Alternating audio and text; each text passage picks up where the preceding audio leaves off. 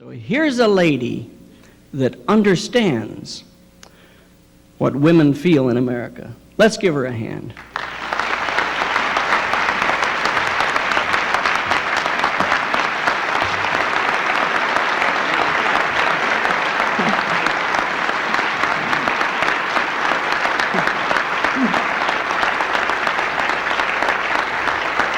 Thank you. Thank you, Dick Bott, for your nice words and for your personal encouragement to speak on Christian radio. And thank you for giving me the honor of sharing this platform with Reverend Hill and for sharing a few moments this evening with several thousand ladies and gentlemen who do know that Jesus has a place in our lives every day, not just on Sunday. There are many people who don't know that. Several years ago, one of my sons had a friend over for dinner, and he looked a little lost when we said grace. And I said, "Steve, don't they say prayers before meals in your house?" And Steve replied, "No, my mother's a good cook." Yep. Just wanted to see if you were awake. The question I am most frequently asked by people is, how do you keep going in the face of the tension, the confrontation, the controversy, even the hostility? The answer to that question is really very simple. If you have accepted God's mission for your life, then you have an inner serenity that enables you to withstand what happens and what other people say each day. St. Matthew tells us the story of the talents, how the Lord gave different numbers of talents to different ones of his servants, and then went off on a trip and came back and asked for an accounting. To those who worked hard and made those talents profitable, he praised them and commended them. But to the one who was afraid, who buried his talent in the ground, the Lord called him lazy and wicked, and said he was not to have even the talent that he'd been given in the first place.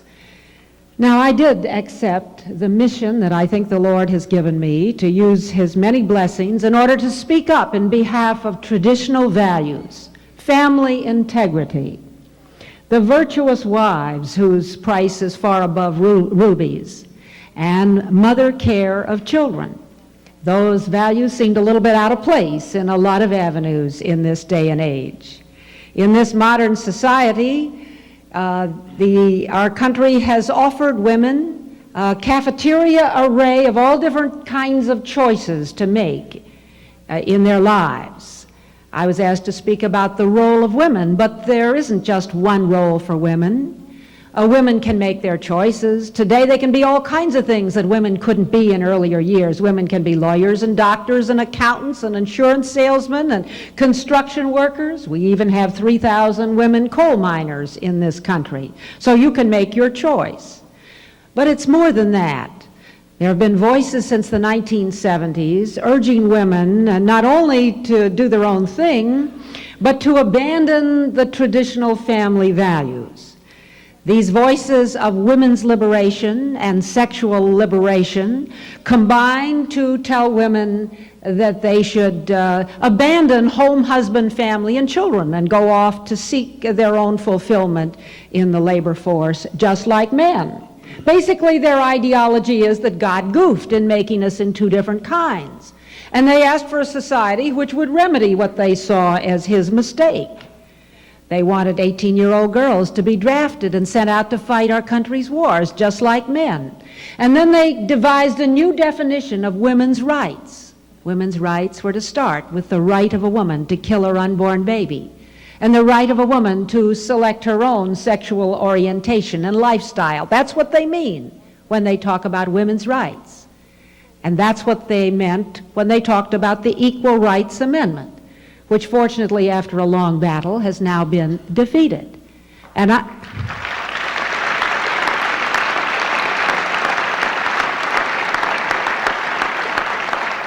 we worked hard on that, and when it got to the crucial vote, the Lord did help us in a very important way and find some votes for us that we didn't know we had. I'll have to tell you about that sometime. But the advocates of women's liberation and sexual liberation resented my speaking up for traditional values. They resented my saying that there could be different roles for husbands and wives. For example, they got very upset when I would tell audiences that I want to thank my husband Fred for letting me come to this meeting. Of course, they have no sense of humor. They looked upon that as degrading. I do have a husband who's been very supportive in many ways. He's always assured me every time we have a discussion that I can enjoy all my civil liberties, including the constitutional right to remain silent.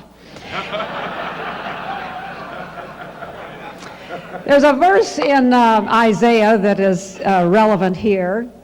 It's not a real question, it's a rhetorical question that the writer of that passage could think of only one answer. The verse is, "Can a mother forget her infant, be without tenderness for the child of her womb?" Obviously, the writer of that thought there was only one answer. But today on the media, in the schools, and as a result of peer pressure, young women are told to put their children in child care centers at 2 or 3 months, put them in schools at the age of 2, and go off to have a job. Now, there's one big problem with this point of view, and that is that babies haven't gotten the message of women's liberation. We not only have the 2 children Dick told you about, but this week we got a couple of twins, too. And I've looked at these grandchildren, and they look just as demanding and just as helpless as my own children who came 20 or 30 years ago. Babies haven't heard the message of women's liberation, and I can confidently predict that in the year 2000 they're going to be just as demanding as they are today.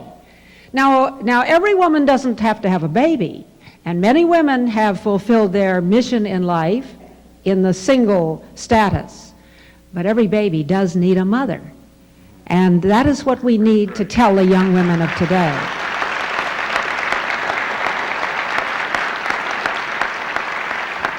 We need young women who are willing to sacrifice years of their life for the role of motherhood in order to give their children mother care.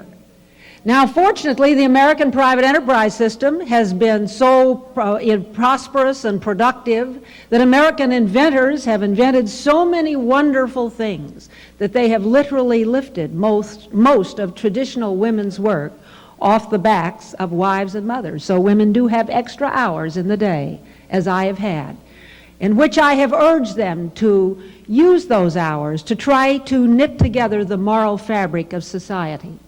There are attacks on the family today. The legal attack through the Equal Rights Amendment, through the change to the easy divorce laws that have resulted in 1 out of every 3 marriages ending in divorce. There are economic attacks on the family, particularly the transfer of the income tax burden of this country onto the backs of people with children. There are moral attacks on the family through the television, through pornography, and through what they are learning in the schools. The late, great Senator Everett Dirksen, for whom one of the buildings here in Washington is named, used to tell a story that I heard him tell many times. It was about the man who wanted to give his wife a very special anniversary present. And so he went to a bird store to buy her a parrot, something she had always wanted. He picked out a very fine one, told the clerk to box it up and send it out to his wife as a surprise. And in due course, the husband arrived home from the office, and his wife met him at the door, all smiles, and he said, "Did you get my happy anniversary present?" And she said, "I certainly did. It's in the oven. It'll be ready at 6 o'clock. And he said, "Well, that's terrible. I paid $75 for that bird. It was a wonderful talking parrot. How could you have done that?" She said, "If it was such a smart bird, why didn't it speak up?" And so that is our task, to speak up for the things that we believe in. There are many issues today on which we particularly need women to speak up.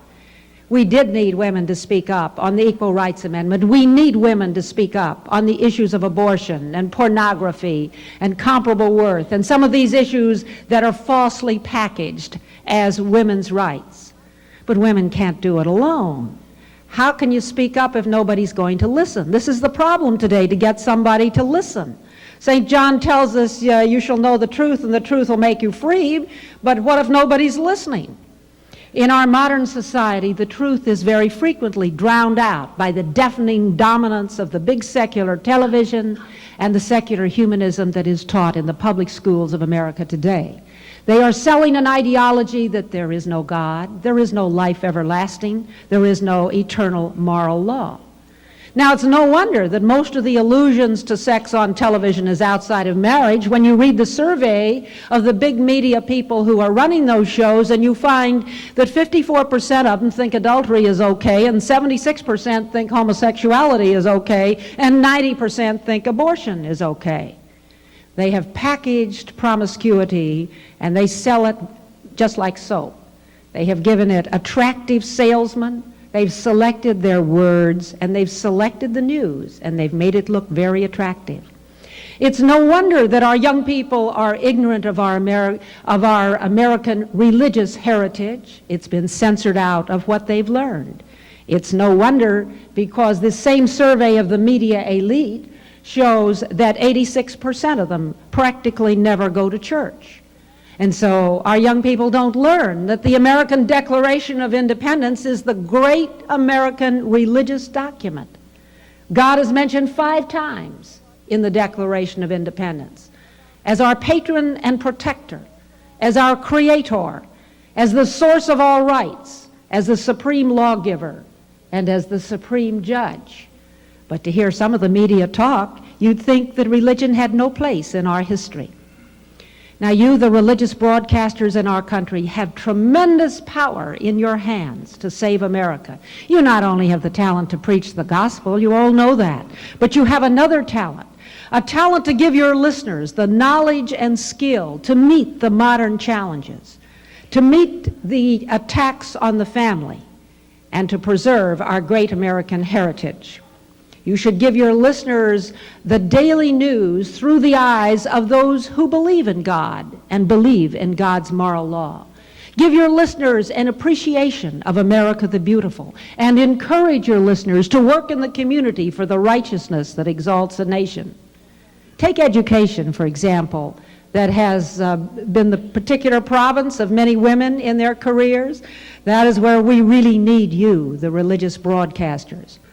Now, when I went to school a few years ago, the major problems in the schools were talking in class, chewing gum, and running in the halls. The worst sin that I and my classmates ever committed was that day we hid the chalk from the teacher. Now today, the problems are teenage pregnancy, abortion, VD, teenage suicide, drugs, alcohol, gang warfare, knives in the schools, assaults on teachers, and on top of all that, we have 23 million functional illiterates. The public schools are doing what it says in Isaiah, giving us rebellious children who will not hear the law of God. They are teaching secular humanism and situation ethics. This is all fully documented in the official hearings held by the U.S. Department of Education last March. They held 7 days of hearings, at which hundreds of parents came in from 29 states and told in their own words what had been done through classroom materials to their own children. We're not talking about criminals in the classroom. We're talking about the textbooks, the classroom materials, the activities and games inside the classroom. And the parents told how these encouraged their children to commit suicide, to indulge in premarital sex, to have an abortion, to experiment with drugs and alcohol, to study witchcraft and the occult, to reject their parents' values, even to hate their parents. They told about the years and classes that the children were required to spend in what is called death education. They talked about how the children were required to be confronted with adult moral dilemmas in which the children were led to believe that it is okay in certain situations to lie, to steal, to cheat, and even to kill, to decide which lives are worth living and which should be eliminated. It all depends on the situation. Yes, this is shocking, and it's all spelled out in the hearings of the Department of Education. Did you hear about this on national television? There was never a word on national television.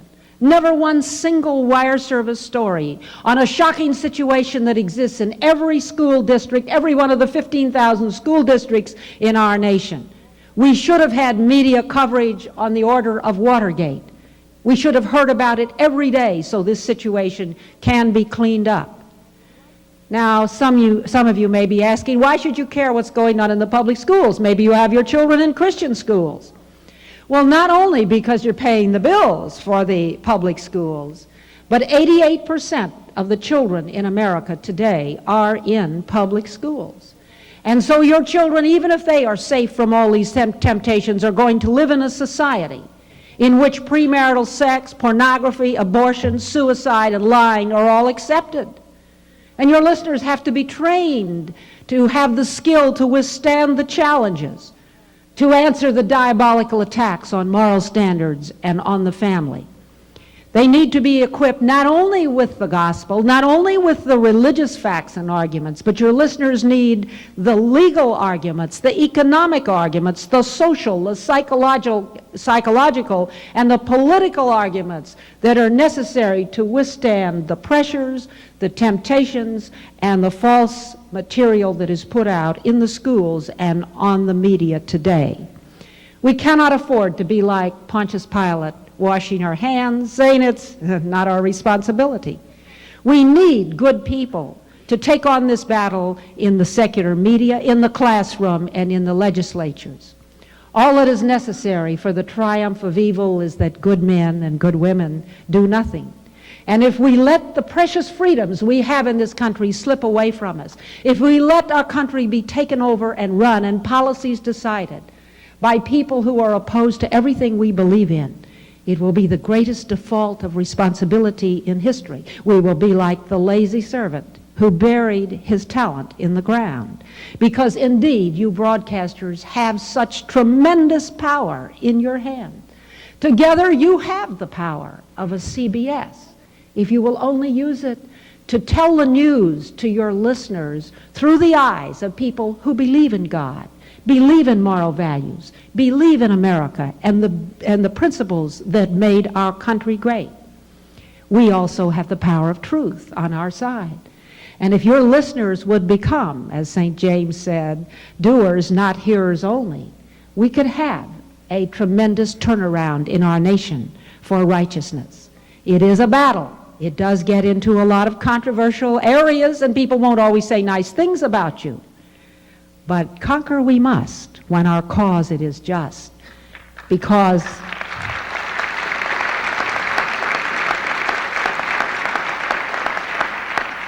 our motto is, in God we trust. So as St. Matthew tells us in the gospel, let your light so shine before men that they may see and hear your good works and glorify our Father in heaven. This is the challenge of those of you who have a way to speak to the American people. Thank you for letting me share with you this evening.